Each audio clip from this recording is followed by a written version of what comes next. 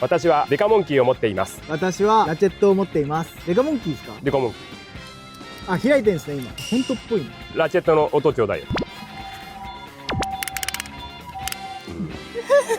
ぽいな。ぽいけど笑ってるからなんか嘘くせえんだよな。チェーンブロックとかそういう感じだね。超早くちょっと回してみて。ああ、多分ラチェットじゃねえな。ラチェットですって。渡るの道具はチェーンブロック。橋さんの道具は普通のモンキー。あ、パイレンか。そりゃわかんねえわ。ただ絶対ラチェットじゃねえなっていうのは。